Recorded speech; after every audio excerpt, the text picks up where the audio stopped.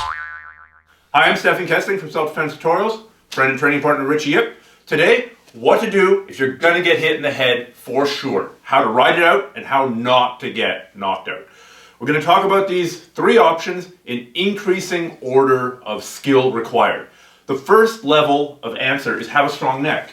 If Richie hits me in the head and my head accelerates like that, then my whole brain is sloshing around. What knocks you out isn't the shot to the head, it's the brain ricocheting off the insides of the skull cavity. So if I'm here and if I've got a strong neck and he punches me, my whole body moves. If I've got a weak neck, then my head moves.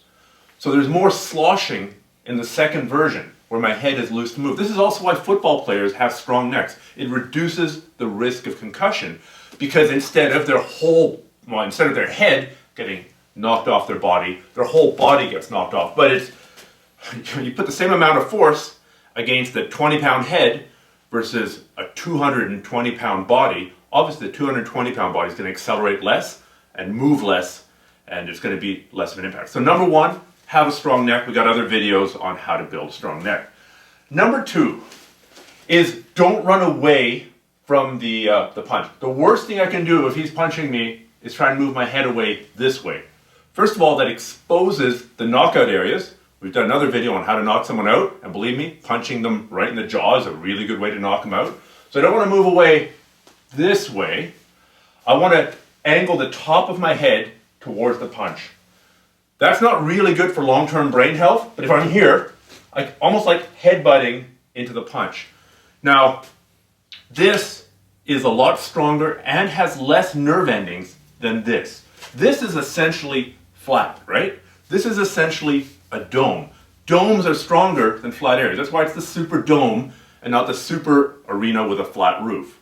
Or if you want a non-sports analogy, that's why St. Peter's is a dome, because they had to span this great bloody area, or Hagia Sophia in Istanbul, which I want to visit someday. So if you run a club in Istanbul, hook me up, I'll come on down. So you want to use the dome part of your head, which is strong, to meet the punch. Now you're also putting your neck behind it. Here, my head is a bobblehead. Here, the force is going down into my neck compressively somewhat. It's not a great answer, but it's better than getting punched flush in the face. Now the third answer seemingly contradicts what I said before about moving away. I don't want to move away like this, but I can move away like that. Even if he tags me, go ahead and tag me. No, come on, tag me. Because I'm moving back, if his punch is coming at 60 miles an hour, and my head's moving back at 10, now I'm only getting hit by, what was it, I said 50? I've been hitting the head, 60, all right. As you can see, I've been hitting the head. His punch is coming at 60, my head's moving back, now I'm only getting hit by 50. Whereas if I'm standing here, now I'm taking the full 60. Floyd Mayweather, fantastic example of somebody who can use the snapback or the fadeaway to lessen the power of punches. This does take a lot of skill, right?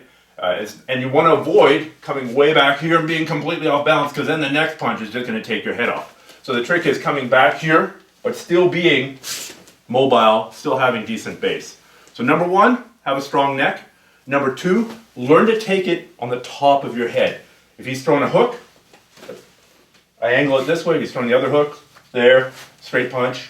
Here, obviously this doesn't work for an uppercut. Not recommended for uppercuts.